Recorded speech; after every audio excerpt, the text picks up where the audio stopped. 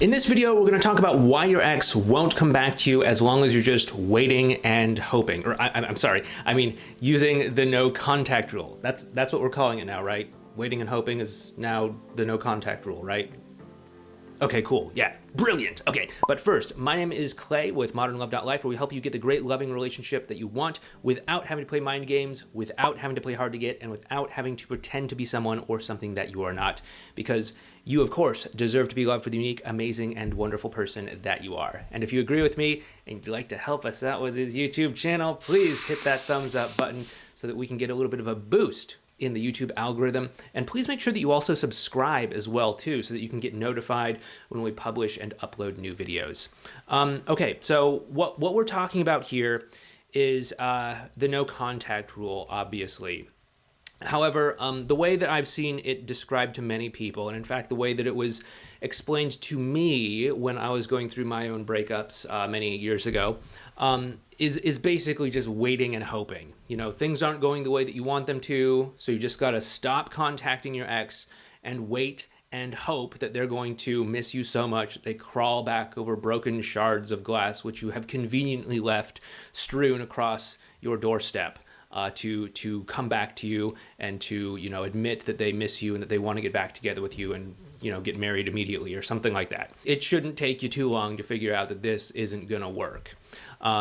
Yes, some people have had success with it, but the way that a lot of people on other channels are talking about this, they make it seem like it's this sort of like miracle cure, that it works 100% of the time, and that, you know, even if your ex hates your guts and you stop talking to them for a month, they're gonna like crack under the pressure and admit that they miss the good old days or something like that. But, you know, it's not true. It doesn't work that way. I've talked to, I mean, Lord knows how many people I've spoken to since 2009 when I started doing all this stuff. It doesn't work that way.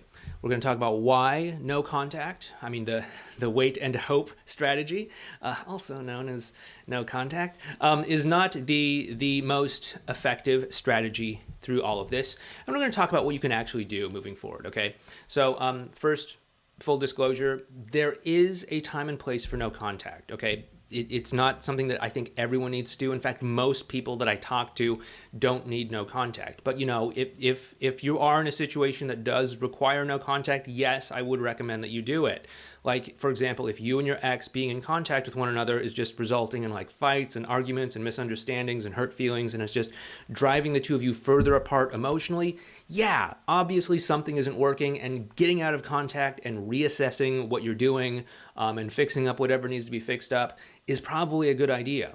But if you're in contact with one another and you're getting closer to one another and you've got your emotions under control and all that stuff, you know, hey, being in contact is probably not an issue. So let's go ahead and get into this. So the first reason that waiting and hoping, no contact, is not going to be a very effective strategy is because you're not demonstrating that your ex is coming back into a different sort of relationship or a different sort of dynamic. When you are just, you know, waiting and hoping, chances are you're probably not doing a whole lot to better yourself or improve yourself or shift something, okay?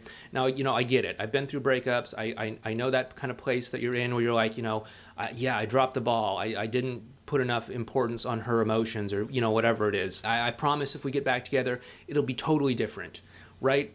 I've been there. I know that sort of mentality. I've had it before, but you got to demonstrate it to her now. You got to demonstrate it to him or her right now, whatever it is, wherever the two of you broke up, you got to demonstrate now that they're not walking back into the same broken dynamic that caused them to leave in the first place, okay? So, you know, whatever it was that caused the two of you to break up, you got to take an honest look at it, and you got to somehow turn things around and demonstrate it to them, not just talk them through it and say, hey, I promise things are going to be different this time, baby. No, you got to actually show them through your actions. You got to demonstrate this to them so that they can actually experience it and see it, okay?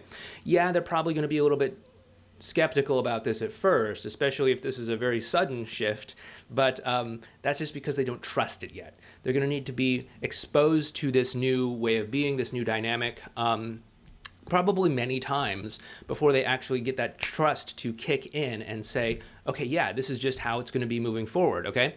So yeah, you want to demonstrate that things are going to be different moving forward. And, the passive, no contact, wait and hope kind of approach, mind games, all that you might have heard about elsewhere is not demonstrating this. It's just saying, hey, I'm not talking to you for a month. Maybe that's going to have some sort of effect. Let's see what happens, right? I think you know this. I think in some deep down place, you know this, right? But, you're just so lost and looking for something to help you out, and you hear someone who says it with such conviction that no contact is going to, be the one thing, trust the plan, it works 100% of the time, all that stuff. You're like, wow, they sound so confident. I gotta believe it, even though it doesn't make any sense to me, even though it feels like the exact polar opposite of what I should be doing. Again, there is a time and place, but you got to trust your instinct. And if it doesn't make sense what they're saying, and they can't walk you through it without making you think you're playing some sort of mind game or seem like it's some sort of like power struggle or something, then it's probably not the right thing to do. Okay, the next thing is that when you do this, you're not really erasing or doing anything to soothe any of their apprehensions that they might have about being in contact with you or about getting together with you. Now, okay, follow me with this. You and your ex broke up for some reason, right? And your ex had to create some sort of image of you in their mind that was worthy of breaking up with them. Now, maybe they didn't have to work that hard. Maybe you did something that you regret or whatever.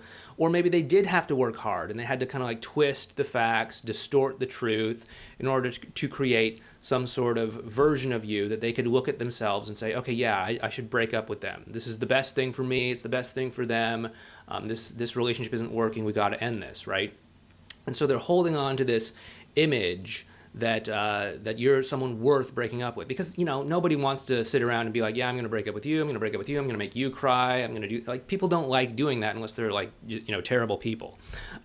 Most people actually feel bad when they actually break up with you, when they have to sit someone down and say, hey, this isn't working, and they break your heart and they see you crying and all that. That makes them feel guilty. And so in order to live with themselves, they have to create some sort of version of you that's worth breaking up with. And the wait and hope strategy, no contact strategy, is to just wait and hope, that's why we're calling it that, that they are going to somehow miss you, and it's going to somehow overcome all of these reasons that they had for breaking up with you, overcome this image of you as this, lousy jerk, cheater, distrustful person or whatever, and that they're going to, again, crawl over the broken shards of glass to be with you. Can this happen? Yes, it can happen, but I'd say it's a very slim minority. What they're going to need to do is actually see that impression of you that they had, that negative version of you that they're holding in their head, is actually inaccurate. And the only way to do that is to be exposed to you, again, demonstrating the change that you would need to make in order to have a great dynamic between the two of you. So, show up, be the person that you need to be, considerate, compassionate, empathetic, forgiving, flexible, whatever it is, right? Whatever it is, you know why the two of you broke up, and just show up as that person and demonstrate to them. And through repeated exposure, it's going to start to erase that version of you that they had that was worth breaking up with, and they're going to start to pull back and say, hey, like, why, like, was I making the wrong assessment? Am I just totally wrong? Did I think that you were this way, but really you're that way? And they're going to have this sort of like period of disbelief. And by the way, this is where all of those stages of getting back together start to really make sense. If you don't know what I'm talking about, please feel free to check out this video series up here on your ex's 5 emotional stages that they go through in the process of getting back together with you. This would probably be like the riding the dragon or the crisis point stage, but go ahead and check that out if you're new here. A lot of people have said it's a really helpful playlist to go through. It's very insightful for them, and it might help you out as well too. But yeah, they're going to need to see and experience that you're not that person that they thought that they were breaking up with. The next reason why hoping and just kind of, praying and waiting, it doesn't work, is that, it relies on this, what I would call fortune cookie advice strategy. It's just like, okay, yeah, you just gotta, absence makes the heart grow fonder. if you're not available, then you're the prize, and they're gonna say like, why did you stop calling me? Are you like dating someone else? Maybe I'm totally missing out on this like extremely desirable person over here. Maybe I should, get down on my hands and knees and crawl over the broken shards of glass and yada yada yada. But the thing with fortune cookie advice is that a lot of people follow it for some reason. I mean, I get it. It's kind of catchy. You've heard people say it a million times, time heals all wounds, all that sort of stuff. If it's meant to be, it's meant to be, all that. But the thing is with fortune cookie advice is it often conflicts with one another, right? So you have time heals all wounds, but you also have absence makes the heart grow fonder. Like, which is it? We have, like attracts like. We also have opposites attract. Which is it, right? It's incompatible. And so I don't want you to be making major life decisions based off of fortune cookie advice. People ask me this from time to time. They say, what do you think about this quote? What do you think about this poem? Or like, what do you think about the lyrics of this song? And it's like, okay, I wouldn't be living my life based off of the lyrics of a song. Most likely, it depends on the song, I guess, but most likely I wouldn't be living my life off of the lyrics of a song, and I don't think that you should be doing that either, whether it's some piece of, commonly held wisdom, a song, a poem, or anything like that. Actually stop and think about this. Yeah, maybe those things resonate with your heart and where you're at right now, and that's great, but, think it through. What actually makes sense? Where are you instinctively feeling all of this? Like, is this something that's like, okay, yeah, like I don't know what else to do, so I'm just going to follow this thing that I've heard people say forever. Time heals all wounds. If it's meant to be, it's meant to be. Absence makes the heart grow fonder. If you love someone, let them go. If they come back to you, they loved you all along. If they don't, then they never did. Or, all these sorts of things. You don't want to live your life based off of that. You want to live your life based off of what is going to bring you into alignment with what you want. Start thinking about what is it you want. If you want to have a relationship with your ex, then you need to say like, okay, well, like, where are they at? Where am I at? Is there some sort of incompatibility here? And if so, is it something that can be, overcome? Like, for example, if you were too focused on your career and you ended up losing that relationship, can you say, okay, my priorities were out of whack. I thought my career was most important to me, but it turns out actually my relationships are most important to me. That's a wake-up call. And then I can move forward from there, and then I can demonstrate to my ex that I actually do care about them, that I actually do care about their emotional well-being, that I am actually willing to, take some time off from work and focus on enjoying myself and building those connections and building those memories and all of that stuff. So this is obviously some stuff that we can go in a lot of different directions in a lot of deep ways beyond the scope of this video here. But if you did like this video, please help me out, by the way, by hitting that thumbs up button. Sends a message to the YouTube algorithm to help give us a little bit of a lift in the YouTube search results and hopefully get a little bit more exposure. And also please feel free to subscribe to the channel as well too.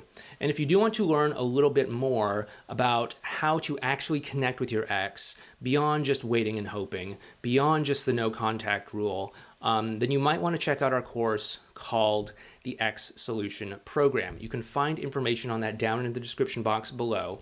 If it seems like it's a good fit for you, please feel free to sign up. But if it's not right for you, that's totally okay. I'm not going to twist your arm, but it's right down there below. Check it out if you want to. But you also might want to check out this video series over here on the 5 stages your ex goes through after a breakup, or you might want to check out this video right here. But once again, my name's Clay. Thank you so much for watching this video. Please take care, and I'll talk to you next time.